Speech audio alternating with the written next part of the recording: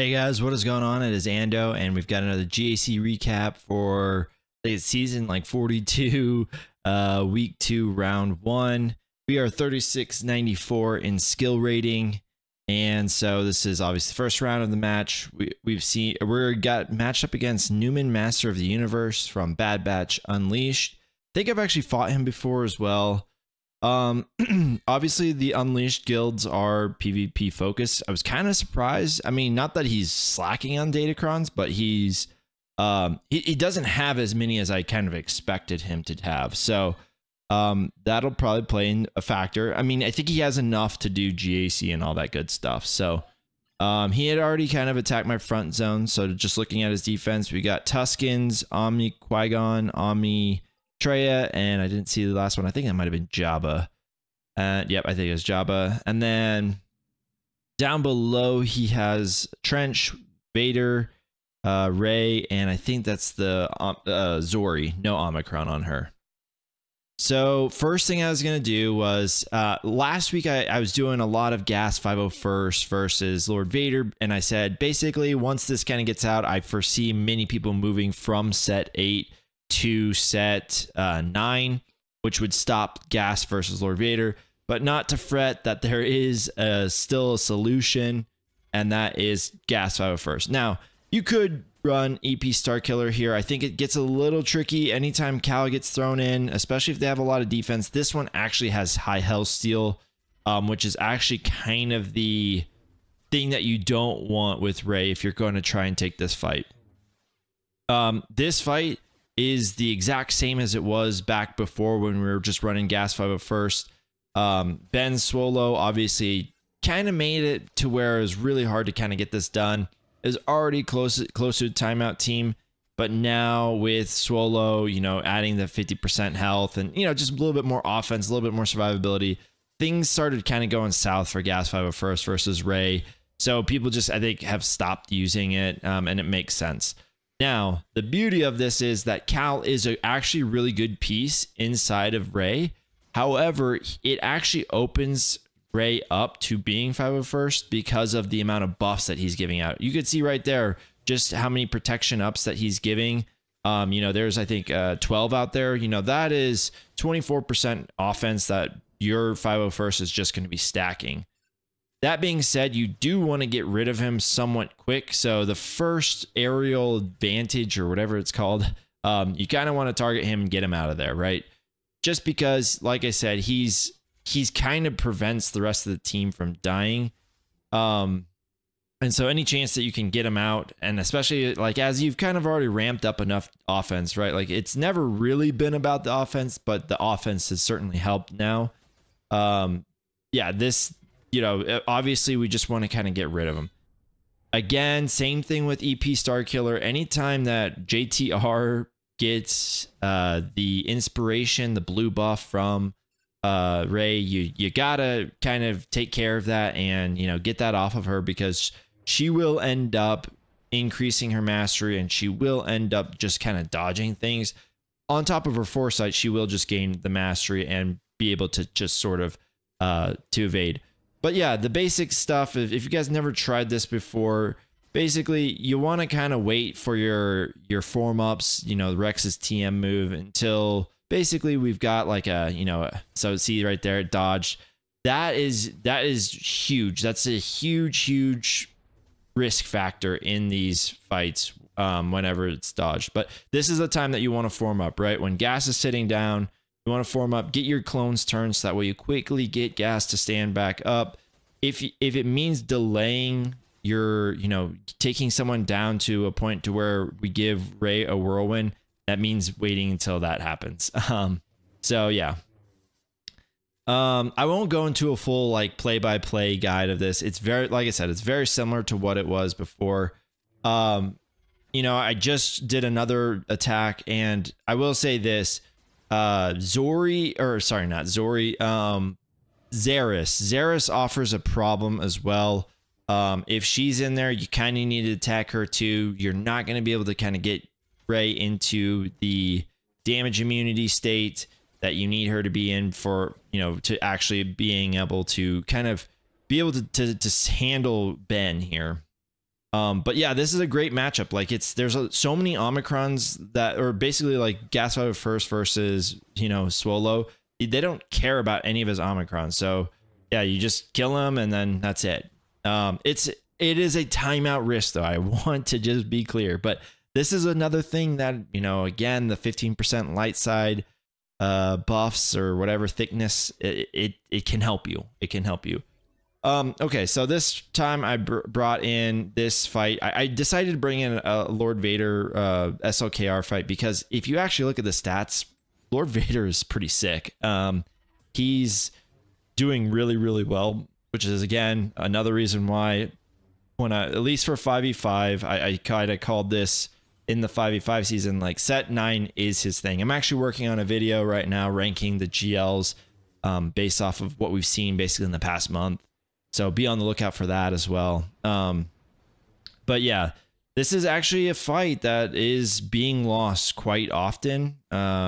It's not a pretty thing. And I like I said, my stats that I looked up, it kind of gave best case scenario. So just be careful, guys. The best thing I can tell you is getting some turns immediately and just kind of timing your ult to go off with their ult. So that way you can get your, you know, that way you can kind of get your cleanses when you need. I think it's pretty big. I didn't ult there just because I was greedy and went for it. But yeah, I think honestly, anytime that they're ulted, and you have to also pay attention to Maul. Maul's damage is increased, guys, with that Kron. It's no wonder why people are losing it. They're probably staying still for a little bit and waiting for Maul to get 5 and not paying attention to that. And then as soon as he does, he's going to unload true damage on you.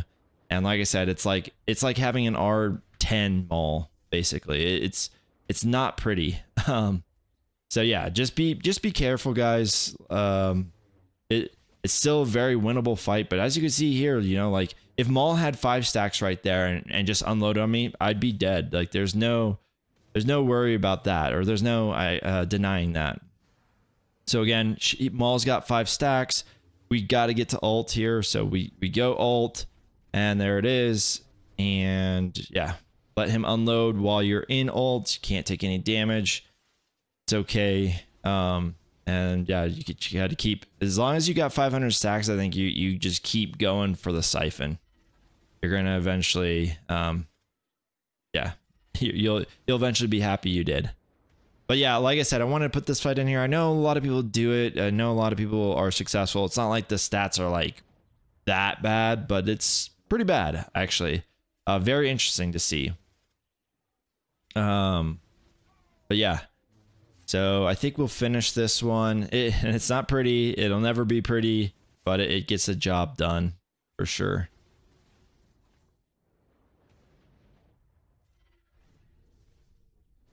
This is just us ramping faster than Lord Vader can ramp, and it's great. And now that he's gotten, you know, back into the threshold where I can maybe crit him, we'll hopefully get one more ult, and then I think actually when I hit ult, I just kind of kill him.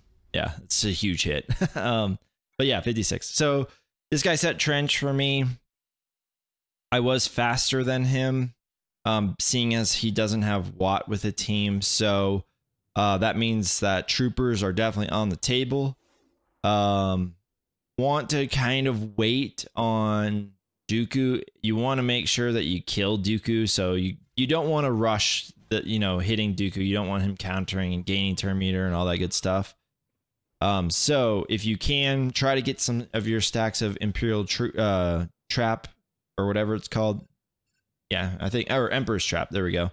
And then you can kind of go in and hopefully be able to just one-shot him, which is pretty easy. He's not like super tanky. You just don't want that to waste out. So here's the hard part, right? Not letting Django kind of time out. So no more TM removal stuff. No more doing like any crazy like calls to assist. Just do basics. Don't pay off those taxes. Allow them to kind of, you know, have that speed boost from that, and you should be all right. right? Like I'm not even gonna try to do an AoE in which we kill Newt yet. I think I do end up doing that because he is kind of an annoyance and kind of ripping away banners. But yeah, you know, we're seeing the TM bar kind of go. All right, so yeah, like I said, it's just basics. Obviously, we can kind of call each other to assist just through the range trooper unique, but we don't want to add any more TM, or else we like I said, I think you have to try and get a TM loaded or TM off of this guy, but yeah, you just don't want it to be the case. So there's his first turn. So I decided, hey, we're gonna go ahead and kill Newt, just because he is annoying. But now, obviously, we're like I said, we're doing okay, and now he's taking his second turn. We're able to kill him. Just take some time, guys. Like I said, I think if we finish this with probably 2 minutes left, it just that's exacerbated if you start doing TM moves and you start calling to assist. Each one of those is, you know, like 20. 30, 40, 50, sometimes turn meter right there. So I think I ran JMK versus this Jabba. And I think I brought this up because I wanted to say that JMK is another one that's like, it's so easy to fail now, especially if you're not bringing Mason with the fight. It can be really difficult to get through these R9 Chrysanthemums. And then obviously you have the I guess like 20% chance that that Jabba does a ult onto Cat, or even I think what actually happened in this one, if I remember right, is he ulted onto Mace, which again, he's a huge piece of that team, not because of the damage he's bringing, not because of really a ton that he's bringing, but his shatter point. That's what you need to get through Chrysanthemum. If you don't have Mace, I think maybe it was Cat then Mace or something. I don't remember how it was, but either way, the stats on this one aren't great either. So just be cognizant in this fight. That's kind of why I've decided that, like, the Night Sisters, even though if they're two-shot for me, it seems like they're actually, if I'm going to have to two-shot this, you know, I don't know, 20% of the time, roughly, I would say, but just because maybe Cat goes first. It feels like, why waste a GL on that if I can just go ahead and get a guaranteed, you know, 2-second or a two-shot kill here. Now, obviously, this guy has a lot of defense on this Kron. Normally, we are kind of already through Chrysanthemum, and yeah. And that's the other thing with the two-shot method with Night Sisters. Night Sisters kills off the entire team. Now, granted, it's an expensive team. I'm not trying to say that. You know, it's 2 Omicrons. I think you get by without Asajj, but especially right now with the current Datacron set really boosting up Marin. Marin. But that being said, it's just a solo Jabba, so there's no fear of what's going to happen here, which is potential timeout, right? Like there's a lot, and the Kron that I'm using is the 5%. If you have 2 dispellable buffs, light side allies gain 5% offense stacking. So we do get quite a bit of offense stacking, but I mean, you're seeing we're only doing like 2,000 damage sometimes on these guys, like a couple hundred sometimes. So it's not a ton, especially to get through a thick boy Chrysanthemum like this. So, you know, JMK isn't guaranteed to even kill all the sides. At least I didn't. I leaped Chrysanthemum first, and then winged after, you know, the what's it call it? Yeah, so 200% defense. It's not even like insane amount. But I was definitely worried, as you guys could see. I wouldn't check the Kron if I wasn't worried. But yeah, that's kind of why I feel like right now, like JMK is kind of this weird spot, because I don't know if I really like him against Jabba. Yeah, and I know it's only a 20% chance that, you know, maybe the ult hits Cat. But it still feels bad when it does, right? Like it can totally screw you. So 34 seconds left. We did get a rebel officer now. Things are kind of moving along, it seems like, actually. So luckily that Kron is, I think, starting to help out quite a bit, even though it's a ton of paperclip kills, but it works. Okay, so I take in bounty hunters here against Tuskens just because I didn't know if it works. This is just a level or a set 9 one, so it's a bulk one. And then I think before this, some fights I cut out. I think I did EP Star Killer versus the Finn Zori team. I think I've shown that one before, so I didn't want to waste anyone's time with that one. I'm trying to remember some of the other ones we did. Well, obviously I did the JMK one and it failed. But again, didn't really felt like that wasn't really going to be something that was a huge value added to see. It's just, it is what it is. Sometimes, like I said, the ult just doesn't go your way, you know. That's just kind of the way it goes. And I'm trying to remember some of the other fights that I did before this. I think that was the kind of the interesting ones. I think a lot of the other ones were just sort of run of the mill, or I've shown them recently. So no need for us to kind of keep going over the same fights. But I was pleasantly surprised with this one. I just thought of like all the dots, kind of rehealing, and you know, there's a few cleanses in here. Just thought that maybe we could just kind of shoot them all to death. I think I ended up using my Night Sisters to kill his Geos in the back. So not really a good not really like a good value for the 2 Omicrons that I put on there. So this is the first time I got to see a Leviathan, and remember when this came out, the patch just kind of went live. So I have no idea. I have a shard that's pretty much dead. Like I think I'm the only Leviathan in there. I've never had to do a mirror match, so I have no clue what to do. So I was kind of worried. But rest assured, everyone has told me that Leviathan was trash. So I know that I'm good, right? Okay, so then yeah, there's a JML in the back. Interesting, you know, tactic. I don't know if he knew like what I have in the back and that this would potentially be a little bit harder. It's JML versus JML, so it wasn't too bad.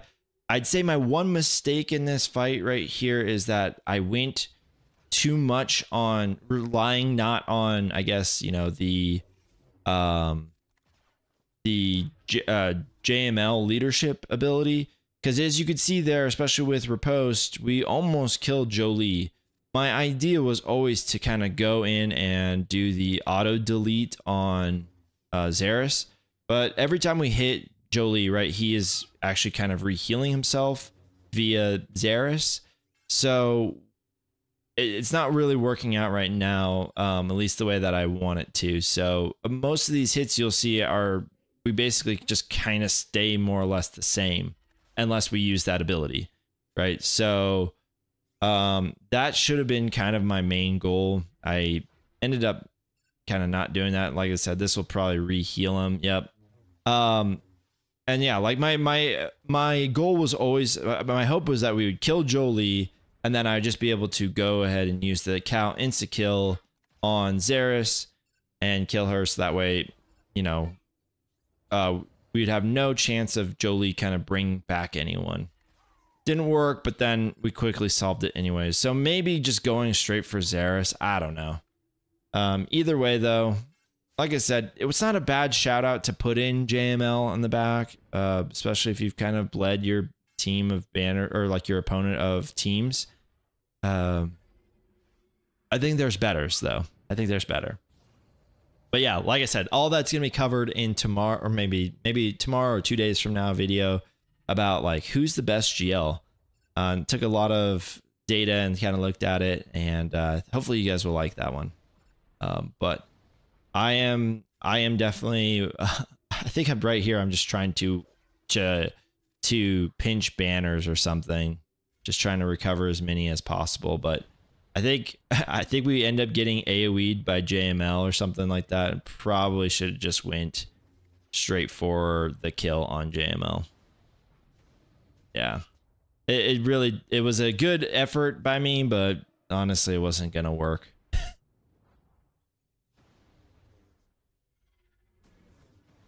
I was actually kind of surprised too. Honestly, I was expecting Jedi Knight Cal. I mean, he does do great things, and maybe I just was playing him more like he was tailored towards, you know, I've been running, you know, Jedi Cal against like Malgus, so maybe I've been kind of too focused on that aspect of it.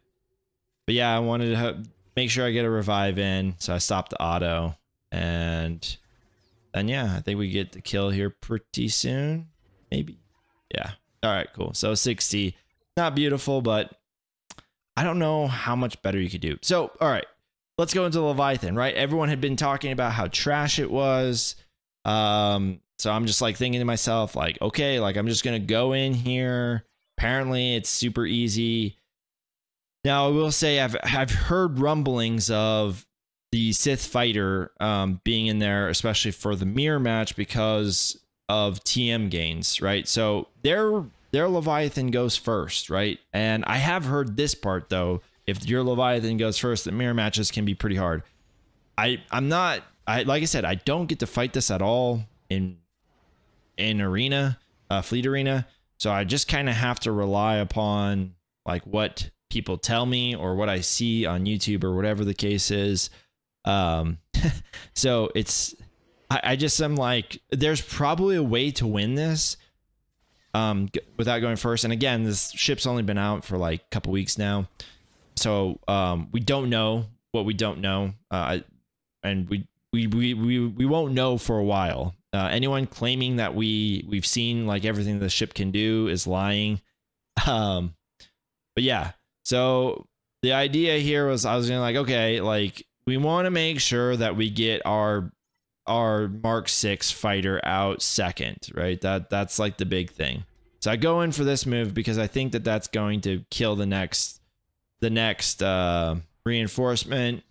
And of course, I'm totally wrong about that. Because of reasons that I actually don't quite understand.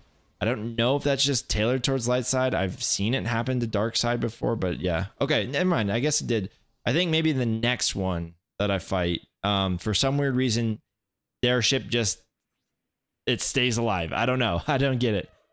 All right, so I bring out mine. Obviously, it dies because they had already done their ability because they go first now. And so, yeah, this is just a huge mess. Like, I can't get past Sith Marauder. He's rehealing. And then now they've got their ultimate before me. Things aren't looking good. So I'll never get another reinforcement. I'll never get my Mark 6 out here to do a one shot on someone. And so, yeah, man, this is just brutal. Honestly, like I said, I know people have their issues with it. I think there's definitely issues with it, right? There's plenty of bugs out there. That's another bug too, I think. Like sometimes it doesn't come out with 50. I remember that happening last fight as well. But yeah, this is just really bad. It's a 1v5 and they're controlling my cap ship. So I got 1 point for the ship that was not used in there. I then remember everyone saying, well, yeah, Holo dunks on this thing, at least if, you know, and then I found out it was like 6-star ones. Or I think if you relic up your Holdo, it will work. So that got dunked on. So then I decided, okay, let's go clear the rest of the ships. The worst part about this and what I figured out is we are in a spot where we're just so used to killing triple attackers with Empire.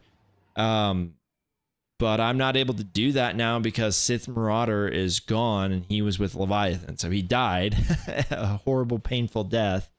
And I didn't get to kill any ships with it. And I don't get to run my Empire counter against this. So I had to bring in my GR counter, which luckily I have relics on. So I can run it. But if you guys don't have a relic 7 or 8 Plo Koon, you know, no guarantee that this works. So we might be seeing in a resurgence of like potentially Leviathan on defense and potentially, you know, like something else to go kill. Or if you put your own Leviathan on defense, like you're gonna have to figure out a way to kill triple attackers. So just keep that in mind, guys. And really you should bring out 5s here just because he will end up being the reason why what's his name? Bossk, the Houndstooth, dies. So yeah, I don't think we actually use him though, because I think we actually get the kill before Bossk comes out, but he will end up ramping his damage enough to kill Bossk. So there you go. You got a 71 against triple attacker. Okay, now we're gonna bring in a Empire version to kill Negotiator. This is very easy still. No key components were taken away for that to have happen. So yeah, I think that's sort of that. This split is still fine. So just beware that if you place Negotiator in on defense, no guarantees that like anything got affected by the Leviathan meta. Yeah, just beware of that. So big thing is, yeah, we get a kill here from him just doing an AoE, and then we were able to, I guess I thought we were gonna kill him there with AoE. I don't know what happened there. Seemed like maybe he had like a pseudo stealth or something. That's weird because yeah, he had the buff on him, so he should have been able to get targeted, but I don't know. And yeah, so this is Chimaera. The reason why I'm kind of splitting up these fleets this way is I still got a huge problem with the Leviathan, so I'd want to try and save as many ships as possible. So this is a 5-man ship right here. That I think I just decided to leave these 3 in. I don't even bring in my next reinforcement. Maybe I do. I can't remember now.